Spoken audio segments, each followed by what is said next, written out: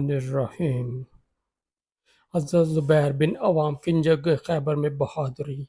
مدینہ بے خیبر کا خطرہ۔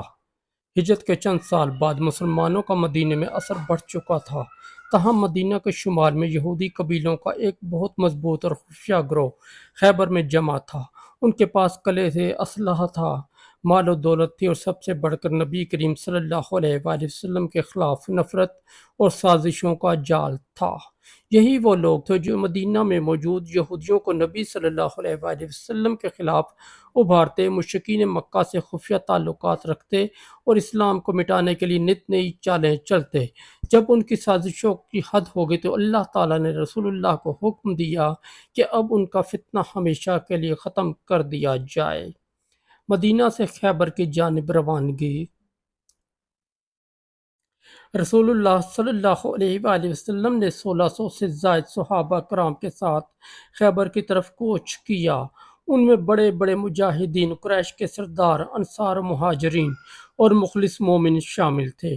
ان میں ایک عظیم اور جری صحابی بھی شامل تھے جنہیں نبی صلی اللہ علیہ وآلہ وسلم نے حواری کا لقب دیا تھا، حضرت زبیر بن عوام رضی اللہ تعالی عنہ۔ یہ وہی زبیر تھے جو کم عمری میں اسلام لائے، جنہوں نے حبشہ کی ہجرت کی اور ہر میدان میں نبی کریم کے ساتھ جان لڑائی۔ نہایت بہادر، باوقار، خاموش طبیعت اور سچے عاشق رسول تھے۔ خیبر کا خوفناک منظر۔ خیبر کے یہودی قلعوں میں چھپے ہوئے تھے۔ ان کے پاس بہترین اسلحہ، مضبوط قلعے اور جنگی تجربہ تھا۔ انہوں نے قلعوں کے اندر دروازے بند کر لیے اور اندر سے تیاری شروع کر دی۔ مسلمانوں نے قلعوں کا محاصرہ کیا، کئی دن گزر گئے، قلعے نہ کھلے، لڑائی سخت ہو گئی۔ اسی دوران خیبر کا سب سے بہادر، سب سے خطرناک پہلوان یاسر قلعے سے نکلا۔ وہ ذرا بختر میں لپٹا ہوا تھا اور اس کے ہاتھ میں زبردست تلوار تھی۔ وہ نہایت بلند آواز میں بولا، کون ہے محمد کے لشکر میں جو میرے مقابلے میں آئے؟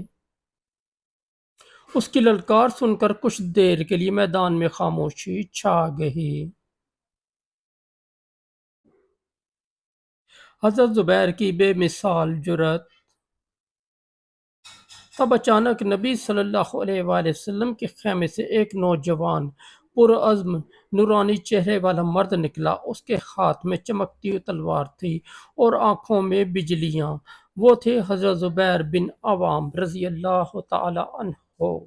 وہ نبی صلی اللہ علیہ وآلہ وسلم کے قریب آئے اور عرض کیا، یا رسول اللہ صلی اللہ علیہ وآلہ وسلم، مجھے اجازت دیجیے کہ میں اس کافر کا مقابلہ کروں۔ رسول اللہ نے ان کی طرف محبت سے دیکھا اور فرمایا،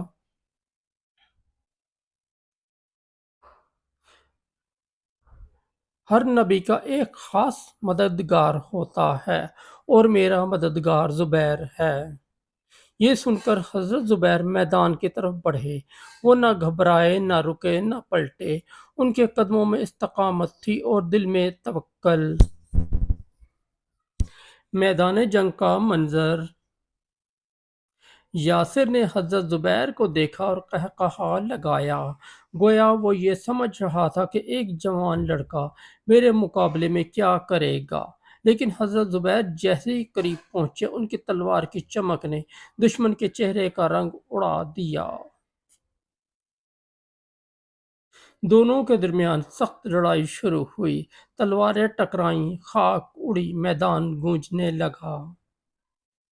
یاسر نے کئی وار کیے، مگر حضرت زبیر نے ہر وار کو مہارت سے روکا۔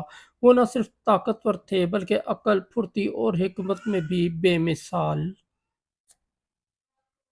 اچانک حضرت زبیر نے ایک ایسا تیز اور کاری وار کیا کہ یاسر کی تلوار فضا میں جا گری، اور دوسرے ہی لمحے حضرت زبیر کی تلوار اس کے سینے کے پار ہو گئی۔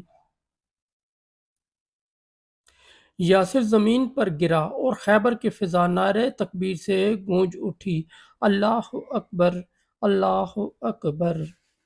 نبی کریم صلی اللہ علیہ وآلہ وسلم کی خوشی اور دعا۔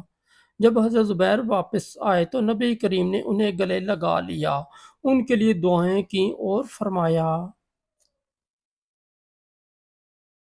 زبیر میرا حواری ہے۔ یہ لقب معمولی نہیں تھا۔ عیسیٰ علیہ السلام کے حواری وہ تھے جو ان کے سچے مددگار تھے، اور نبی کریم نے حضرت زبیر کو اپنے زمانے کا حواری قرار دیا۔ بعد از جنگ خیبر زبیر کا مقام۔ حضرت زبیر خیبر کے بعد بھی ہر جنگ میں نبی صلی اللہ علیہ وآلہ وسلم کے ساتھ رہے۔ انہوں نے غزوہ بدر، احد، خندق، حنین اور تبوک میں بھی بہادری دکھائی۔ ان کا دل صرف نبی کی رضا کے لیے دھڑکتا تھا۔ رسول اللہ صلی اللہ علیہ وآلہ وسلم نے فرمایا: زبیر اور ان کے بیٹے عبداللہ دونوں جنتی ہیں۔ حضرت زبیر ان 10 خوش نصیب صحابہ میں سے تھے جنہیں دنیا میں ہی جنت کی بشارت ملی۔ نتیجہ: ایمان، وفاداری اور بہادری کا پیکر۔ حضرت زبیر بن عوام کی جنگ خیبر میں بہادری ہمیں سکھاتی ہے کہ سچا ایمان انسان کو خوف سے آزاد کرتا ہے۔ نبی صلی اللہ علیہ وآلہ وسلم کے جان دینا اصل سعادت ہے۔ بہادری کا مطلب صرف طاقت نہیں بلکہ دل کا اللہ پر توکل ہے۔ جب انسان حق کے لیے لڑتا ہے تو اللہ اس کے بازو مضبوط کرتا ہے۔